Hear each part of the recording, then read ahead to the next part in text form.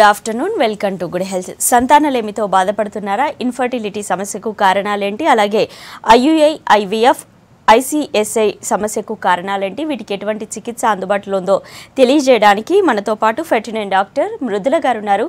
వారిని అడిగి మరిన్ని విషయాలు తెలుసుకుందాం. Hello doctor, good afternoon. Hello. అసలు ఇన్ఫర్టిలిటీ ప్రాబ్లమ్స్ రావడానికి రీజన్స్ ఏంటి? ఈ మధ్య కాలంలో ఎక్కువ మందికి ఎవరు చూసినా ఇన్ఫర్టిలిటీ ప్రాబ్లమే కనబడుతుంది, ఎందుకంటారు? ఇన్ఫర్టిలిటీ అంటే సంతానలేమి.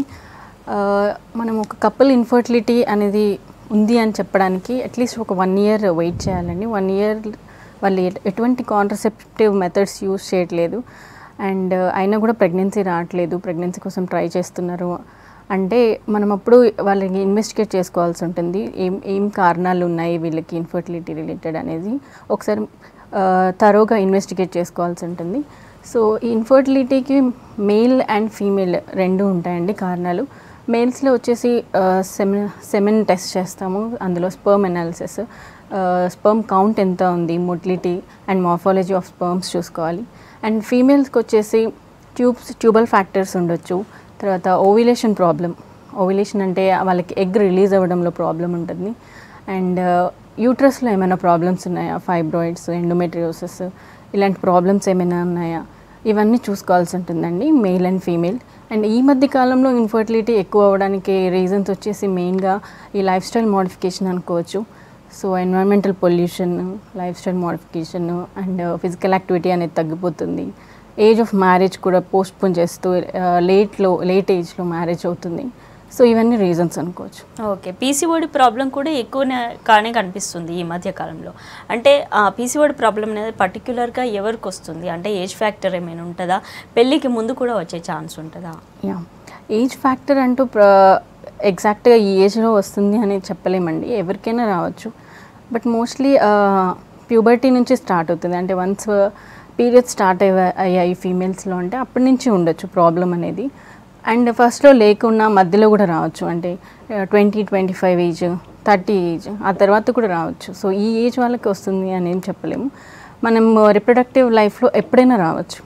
రైట్. అలాగే ట్యూబల్ బ్లాక్స్ కూడా. ట్యూబల్ బ్లాక్స్ జనరల్గా 2 బ్లాక్స్లో ఒకటి ఓపెన్ ఉండి ఇంకొకటి బ్లాక్ అయిపోయిందండి 2 ట్యూబ్స్లో. అప్పుడు కూడా ఇన్ఫర్టిలిటీ ప్రాబ్లం ఉంటుందా? ఎప్పుడు ఇన్ఫర్టిలిటీ ప్రాబ్లం ఉంది అనుకోవచ్చు? ట్యూబల్ బ్లాక్స్ అంటే మనకి right and left Fallopian tubes. So ఒక ట్యూబ్ బ్లాక్ ఉంది, ఒక ట్యూబ్ నార్మల్ ఉంది అన్న కూడా ప్రెగ్నెన్సీ రావడానికి ఛాన్స్ ఉంటుందండి. అండ్ ఆ ఓవరీ నుంచి ఓవులేట్ అయినప్పుడు ఎగ్ ఆ ట్యూబ్ నార్మల్ ఉన్నప్పుడు అయితే ప్రెగ్నెన్సీ వస్తుంది. బట్ 2 ట్యూబ్స్ బ్లాక్ ఉన్నాయి అంటే మాత్రం న్యాచురల్గా ప్రెగ్నెన్సీ రాదు. సో దానికోసం ఐవీఎఫ్ చేయించుకోవాల్సి ఉంటుంది. 2 బ్లాక్స్ ఉన్నాయి, ఆ బ్లాక్స్ మనం రిపేర్ చేయలేము అన్నప్పుడు వాళ్ళకి ఆప్షన్ ఏంటంటే ఓన్లీ ఐవీఎఫ్ ఉంటుంది, అంటే టెస్ట్ ట్యూబ్ బేబీకి వెళ్ళాల్సి ఉంటుంది. ఓకే అండి, నిజామాబాద్ నుండి కాలర్ ఉన్నారు. హలో మేడం, మేము నిజామాబాద్ డిస్ట్రిక్ట్ నుంచి కాల్ చేస్తున్నాం మేడం. చెప్పండి చంద్రకళ గారు, మీ ప్రాబ్లం చెప్పండి. నాకు 7 years బాబున్నాడు మేడం. అప్పుడు ఒక ట్యూబ్ బ్లాక్ అన్నారు, మళ్ళీ ఇంకేం కావట్లేదు, ఎందుకు మేడం? చెప్పండి అమ్మా. 7 years బాబున్నాడు మేడం. అప్పుడు చూయించుకున్నప్పుడు ఏమన్నారంటే మీకు ట్యూబ్ ఒకటి బ్లాక్ ఉన్నది అని అన్నారు. ఇప్పుడు అయ్యే ఛాన్సెస్ ఉన్నాయా మేడం? నాకు ఒక ట్యూబ్ బ్లాక్ ఉందండి. అవును మేడం. ఇంకొక ట్యూబ్ బాగుందన్నారా? బాగుందన్నారు మేడం. అయితే ఒక బాబు పుట్టిండు, మళ్ళీ ఇంకోటి అయ్యే ఛాన్సెస్ ఉన్నాయా అని ఎక్కడ చూయించుకోవట్లేదు కొద్దిగా. ఓకే, మిగిలిన అన్ని బాగున్నాయి అంటే ఓవ్యులేషన్ ప్రాబ్లం ఏం లేదు, యూట్రస్ అంతా బాగుంది, ఎండోమెట్రియం అనేది బాగుంది, అండ్ మీ హస్బెండ్ టెస్ట్ కూడా అన్ని నార్మల్ ఉన్నాయి అంటే ఒక ట్యూబ్ నార్మల్ ఉన్నా కూడా ప్రెగ్నెన్సీ రావడానికి గుడ్ ఛాన్సెస్ ఉంటాయండి. రైట్. అసలు ట్యూబల్ బ్లాక్స్ ఎందువల్ల అవుతాయి? ట్యూబల్ బ్లాక్స్ అంటే మెయిన్ కాజ్ వచ్చేసి పిఐడి, పెల్విక్ ఇన్ఫ్లమేటరీ డిసీజ్ అంటాము. పెల్విక్ ఇన్ఫ్లమేటరీ డిసీజ్ అంటే ఇన్ఫెక్షన్స్, మోస్ట్లీ ట్యూబర్క్లోసిస్ కూడా ఒకటి ఉంటుంది. ఇంటెస్టినల్ ట్యూబర్క్లోసిస్ ట్యూబ్స్కి స్ప్రెడ్ అయ్యి ఆ ఇన్ఫెక్షన్ తోటి అడిషన్స్ ఫామ్ అయ్యి ట్యూబల్ బ్లాక్ రావచ్చండి. లేకపోతే మనకి సెక్షువల్లీ ట్రాన్స్మిటెడ్ ఇన్ఫెక్షన్స్ అయినా వజైనా నుంచి పైకి స్ప్రెడ్ అయ్యి యూట్రస్కి, ట్యూబ్స్కి స్ప్రెడ్ అయ్యి కూడా ట్యూబల్ బ్లాక్ రావచ్చు. సో దీని మెయిన్ కాజెస్ అన్నమాట. ఓకే, సో దీనికి ట్రీట్మెంట్ ఏంటి మరి? ట్యూబల్ ఒకసారి బ్లాక్ ఏర్పడింది అంటే మనము అది కన్ఫర్మ్ చేసుకోవాలండి. హెచ్ఎస్జీ చేసినప్పుడు మనకి బ్లాక్ ఉందా లేదా అనేది మాత్రం తెలుస్తుంది. సో ఆ ట్యూబ్స్ ఎలా ఉన్నాయి, పేటెంట్ ఉన్నాయా లేదా, బ్లాక్ ఉందా అనేది తెలుస్తుంది హెచ్ఎస్జీ చేసినప్పుడు. బట్ అది 100% కన్ఫర్మ్ చేసుకోవాలి అంటే లాప్రోస్కోపీ చేసుకోవాలి. సో లాప్రోస్కోపీ చేసినప్పుడు మనకి 100% కన్ఫర్మ్డ్గా మనం తెలుసుకోవచ్చు. ఇట్స్ గోల్డ్ స్టాండర్డ్ అనమాట. సో ఆ లాప్రోస్కోపీలో ట్యూబ్స్ బ్లాక్ ఎక్కడ ఉంది, సైట్ ఎక్కడ, బ్లాక్ సైట్ ప్రాక్సిమల్ ఉందా, డిస్టల్ ఉందా, తర్వాత అడిషన్స్ ఉన్నాయా లోపల, తర్వాత ఎంత సివియర్గా ఉంది బ్లాక్, ఇవన్నీ చూసుకోవచ్చు. అండ్ మనము మైల్డ్ అడిషన్స్ తోటి ఆ బ్లాక్ ఏర్పడినదైతే మనం అప్పుడే రిలీజ్ చేసుకోవచ్చు. ఓకే అండి, నెక్స్ట్ కాలర్ ఉన్నారు. హలో హలో శ్రీనివాస్ గారు చెప్పండి, మీ క్వశ్చన్ అడగండి. మేడం చెప్పండి. హలో హలో చెప్పండి.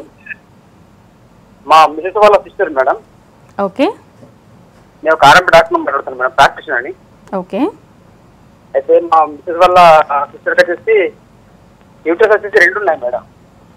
ఓకే బైకానియట్ యూట్రస్ ఉందండి? అవునండి.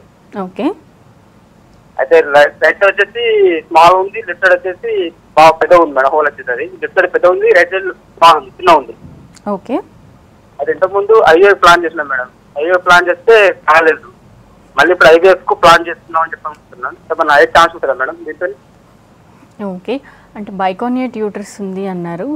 లెఫ్ట్ సైడ్ హార్న్ అనేది బాగానే ఉంది, స్పేషియస్గానే ఉంది అంటున్నారు. అంటే ట్యూబ్స్ ఎలా ఉన్నాయి అనేది తెలీదు.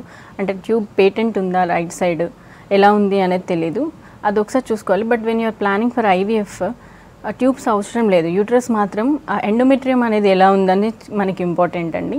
సో ఒకసారి హిస్ట్రోస్కోపీ అనేది చేయించుకోవాల్సి ఉంటుంది. వీళ్ళు హిస్ట్రోస్కోపీ చేయించుకొని ఆ సైజ్ పెద్దగా ఏది ఉందో, నార్మల్గా ఉందో, ఎలా ఉంది ఎండోమెట్రియం లోపల ఎలా ఉంది, ఎండోమెట్రియం బ్లడ్ సప్లై ఎలా ఉంది అనేది అవన్నీ చూసుకొని ఆ తర్వాత ఓవ్యులేషన్ ఎగ్స్ ఎలా వస్తున్నాయి అవన్నీ చూసుకొని ఆ తర్వాత ప్లాన్ చేసుకోండి. ఓకే అంటే ఇలా ఉంటుందా, 2 యూట్రస్లో ఉండడం ఇలా జరుగుతుందా, ఛాన్స్ ఉందా? ఉంటాయండి. కంజనైటల్ అంటే మనకి ఫామ్ అవుతున్నప్పుడే అనామలీస్ ఇవి అంటాము. సో కొంతమందికి ఏంటంటే సెప్టమ్ ఉండొచ్చు, ఆ యూట్రస్ అనేది ఫామ్ అయ్యేటప్పుడు కొంచెం డిఫెక్టివ్గా ఫామ్ అవ్వడం అంటాము. సో ఒక్కొక్కసారి మధ్యలో సెప్టమ్ ఏర్పడుతుంది. కొంతమందికి ఏంటంటే 2 ఉంటాయి, ఇందాక చెప్పినట్టు 2 హార్న్స్ అంటాము, బైకానియట్ యూట్రస్ అంటాము, అలా కూడా ఉండొచ్చు. కొంతమంది కొన్నిసార్లు ఏంటంటే మొత్తానికి పెరగకుండా ఉంటుంది యూట్రస్, హైపోప్లాస్టిక్ యూట్రస్, చిన్న సైజులోనే. అంటే హైపోప్లాస్టిక్ యూట్రస్ అంటే ఆ సైజ్ ఆఫ్ యూట్రస్ అనేది చాలా చిన్నగా ఉంటుంది. So pregnancy it can bear అనమాట. సో ఇవన్నీ అనామలీస్ ఉంటాయి. సో అవన్నీ కూడా ఒకసారి మనకి స్కాన్ చూసినప్పుడు తెలుస్తుంది. సో వీళ్ళకి మరి న్యాచురల్గా ప్రెగ్నెన్సీ వచ్చే ఛాన్సెస్ ఎంతవరకు ఉంటాయి?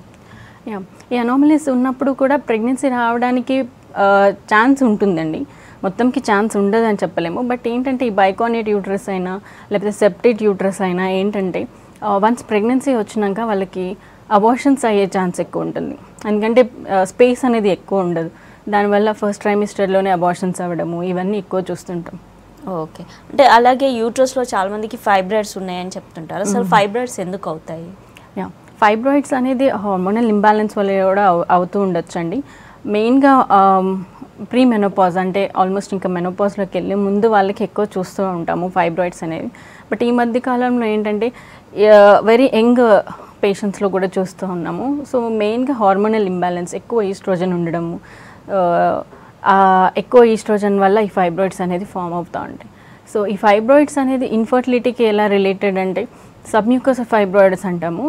సో ఈ సబ్మ్యూకోసల్ ఫైబ్రాయిడ్స్ ఉన్నప్పుడు ఇన్ఫర్టిలిటీ వచ్చే ఛాన్స్ ఉంటుంది.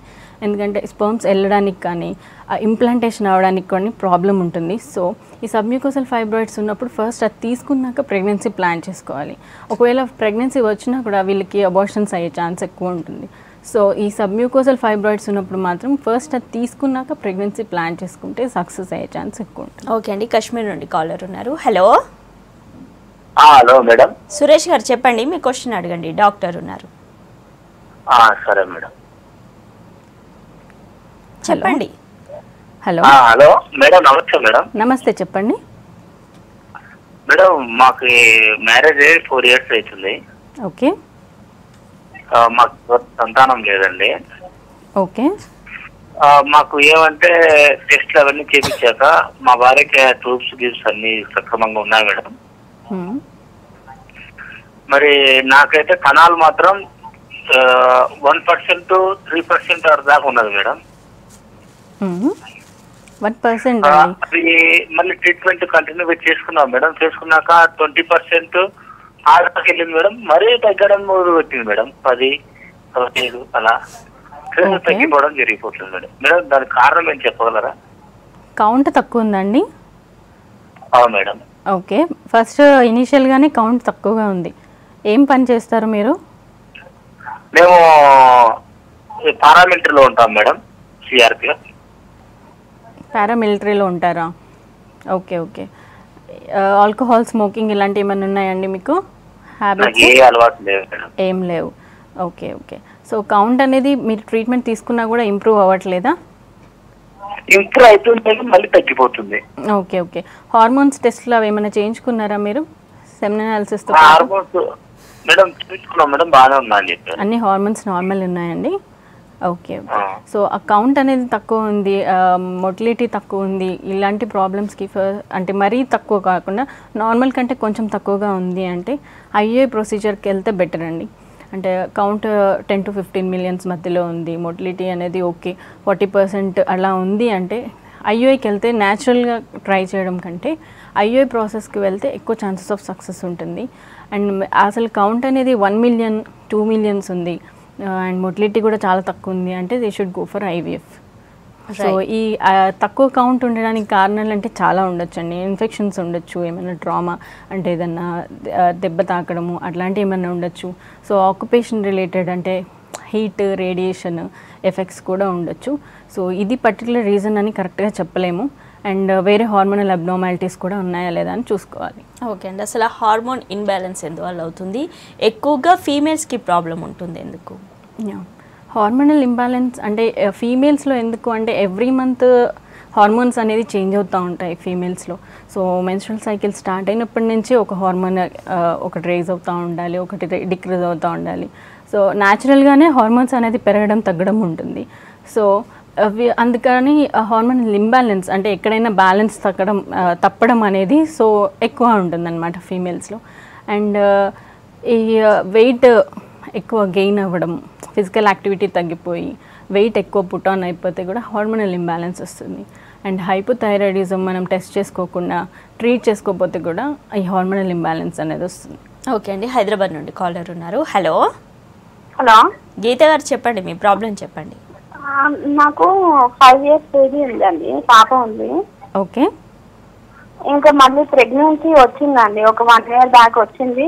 4 months ఉండగానే అబార్షన్ అయిపోయింది.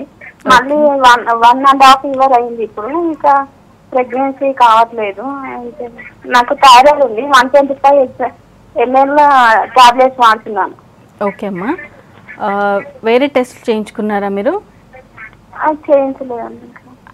ఓకే, 1.5 years అయిపోయింది కదా మీకు అబార్షన్ అయిపోయి. ఒకసారి టెస్ట్ అన్నీ చేయించుకోండి, బేసిక్ టెస్ట్, స్కాన్ ఒకసారి, and FSH LH hormones, thyroid 125 use చేస్తున్నా అన్నారు.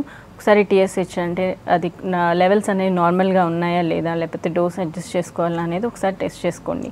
అండ్ ట్యూబ్స్ కూడా ఎలా ఉన్నాయి, ఫస్ట్ ప్రెగ్నెన్సీ వచ్చింది, తర్వాత కూడా వచ్చింది, బట్ అబార్షన్ అయిపోయింది. 1.5 years అయిపోయింది కాబట్టి ఒకసారి ట్యూబ్స్ కూడా ఎలా ఉన్నాయి అనేది ఒకసారి చూసుకొని, అండ్ మీ హస్బెండ్ కూడా ఒకసారి టెస్ట్ చేసుకున్నాక అప్పుడు ప్లాన్ చేసుకోండి. ఓకే అండి. చాలామందికి అబార్షన్స్ ఫ్రీక్వెంట్ అవ్వడం, కొంతమందికి 6th monthలో 7th monthలో కూడా అబార్షన్స్ అయ్యే కేసెస్ మనం చూస్తుంటాం. ఎందుకు, రీజన్స్ ఏంటి ఇలా జరగడానికి? అబార్షన్స్ అంటే first trimester and second trimester అనేది డివైడ్ చేసుకోవచ్చండి. సో ఈ ఫస్ట్ ట్రైమిస్టర్ అబార్షన్స్కి మెయిన్గా జెనెటిక్ అబ్నార్మాలిటీస్, క్రోమోసోమల్ అబ్నార్మాలిటీస్ అనేది రీజన్ ఉంటుంది.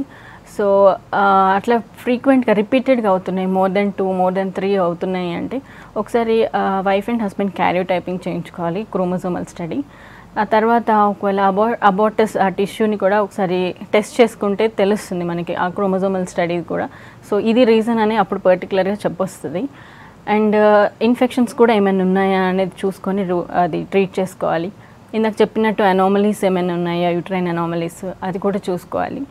సెకండ్ ట్రైమిస్టర్కి వచ్చేసి సర్వైకల్ ఇంకాంపిటెన్స్ అంటాము.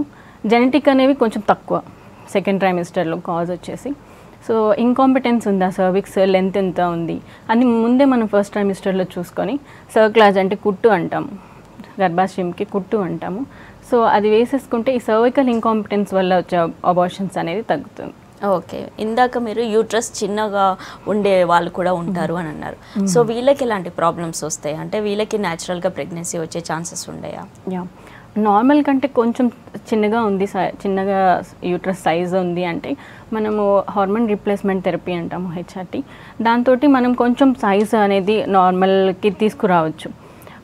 6 months యూస్ చేస్తే హార్మోన్ రీప్లేస్మెంట్ థెరపీ తోటి యూట్రస్ సైజ్ అనేది కొంచెం పెరగడము, ఎండోమెట్రియం కూడా గ్రోత్ రావడం, వాళ్ళకి రెగ్యులర్గా మెన్స్ట్రువల్ పీరియడ్స్ రావడం అవన్నీ చేయొచ్చు. బట్ అది రెస్పాన్స్ అనేది పేషెంట్ మీద డిపెండ్ అయి ఉంటుందండి. కొంతమంది పేషెంట్స్కి మంచి రెస్పాన్స్ ఉండేది, 6 monthsలో they can have their own periods వచ్చేస్తాయి, వాళ్ళకి ప్రెగ్నెన్సీ రావడానికి కూడా గుడ్ ఛాన్సెస్ ఉంటాయి. అండ్ తర్వాత కూడా 9 months కంటిన్యూ అయ్యి డెలివరీ అయ్యడానికి ఛాన్స్ ఉంటుంది. ఓకే అండి, కరీంనగర్ నుండి కాలర్ ఉన్నారు. హలో హలో బీరయ్య గారు చెప్పండి, మీ క్వశ్చన్ అడగండి. హలో చెప్పండి. మా మిసెస్ కి హలో చెప్పండి. మా మిసెస్ కి రైట్ సైడ్ ఎక్టోపిక్ ప్రెగ్నెన్సీ అనేది వచ్చింది. ఓకే, ఎక్టోపిక్ ప్రెగ్నెన్సీ ఎప్పుడు వచ్చిందండి? అంటే 2 times వచ్చింది. అంటే ఫస్ట్ టైం 6 months బ్యాక్ వచ్చింది, ఫస్ట్ టైం 1 year బ్యాక్ వచ్చింది, తర్వాత సెకండ్ టైం 6 months బ్యాక్ వచ్చింది. 2 సార్లు అలా వచ్చింది. ప్రాబ్లం ఏమైనా ఉందా? ఎక్టోపిక్ వస్తే ట్యూబ్ ఉందా అండి? తీసేసారా ట్యూబ్? ఫస్ట్ టైం తీసేసారండి. ఓకే, సెకండ్ టైము నార్మల్ గా ఫస్ట్ 2 times ఎక్టోపిక్ వచ్చింది అంటే 2 times ఒకసారి లెఫ్ట్ ఒకసారి రైట్ వచ్చిందా? హలో హలో చెప్పండి, బీరయ్య గారు ఉన్నారా? ఉన్నాం మేడం. మీ క్వశ్చన్ సరిగ్గా అడగండి. మీకు ఎక్టోపిక్ వచ్చింది 2 times అంటున్నారు. 2 times ఒకసారి రైట్ ఒకసారి లెఫ్ట్ వచ్చిందా? ట్యూబ్స్ ఉంచారా, తీసేసారా? 2 sides రప్చర్ అయిందా? తీసేసారండి madam. Okay, left side tube బాగుందా ఇప్పుడు? బాగానే ఉంది కానీ మళ్ళీ అందులోనే వచ్చిందండి. ఎప్పుడు వచ్చింది? 6 months బ్యాక్ వచ్చింది. ఓకే, అప్పుడు ఏమైంది? ట్యూబ్ తీసేసారా? రప్చర్ అయిందా ట్యూబ్? రప్చర్ అయింది. ఫస్ట్ టైం రప్చర్ అయి తీసేశారు. సెకండ్ టైం చెప్పండి. సెకండ్ టైం నార్మల్ గా తీసేశారండి.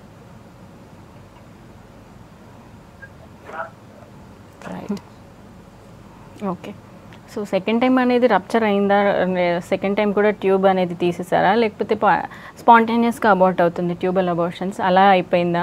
లేకపోతే మెడికల్ మేనేజ్మెంట్ ఇచ్చారా ఎక్టోపిక్కి అనేది తెలియదు. సో సెకండ్ టైం కూడా ట్యూబ్లో వచ్చింది, ట్యూబ్ తీసేశారు అంటే మాత్రం ఇంకా ట్యూబ్స్ అనేది లేనట్టు. So they should go for IVF అండి, టెస్ట్ ట్యూబ్ బేబీకి వెళ్ళాలి. లేదు లెఫ్ట్ ట్యూబ్ బాగుంది అంటే ఒకసారి మళ్ళీ ల్యాప్రోస్కోపీ పేటెన్సీ చూసుకోవాలి ఎలా ఉంది అనేది. ల్యాప్రోస్కోపీ చేసుకొని లెఫ్ట్ ట్యూబ్ ఎలా ఉంది, తర్వాత యూట్రస్ ఎలా ఉంది, ఎందుకు ఊరికే ఎక్టోపిక్ వస్తుంది, ట్యూబల్ మొటిలిటీ ఏమైనా తక్కువ ఉందా, అవన్నీ చూసుకుని ఆ తర్వాత ప్లాన్ చేసుకోవాలండి. ఓకే అండి, నెక్స్ట్ కాల్ తీసుకుందాం. హలో నమస్తే మేడం. నమస్తే రాఘవయ్య గారు, చెప్పండి మీ ప్రాబ్లం చెప్పండి. మాకు 6 years అయింది మేడం మ్యారేజ్ అయ్యి. ఓకే, మా మిసెస్ కి అన్ని కరెక్ట్ ఉన్నాయి మేడం. నాకు కౌంట్ ప్రాబ్లం మేడం 0 అని చెప్పారు మేడం. హైదరాబాద్ చెక్ చేయించుకున్నాం. ఓకే, 0 ఉందన్నారా అండి? అవును మేడం. ఓకే ఓకే, సో ఒకసారి చేయించుకున్నారా, 2-3 times చేయించుకున్నారా టెస్ట్? 2-3 times చేయించుకున్నాం. ఎప్పుడు చేసినా 0 ఉంటుందా? అవును మేడం. బయాప్సీ చేయించుకున్నారా, టెస్టిక్యులర్ బయాప్సీ? అవును మేడం. బయాప్సీ చేయించారా? చేయించాం మేడం.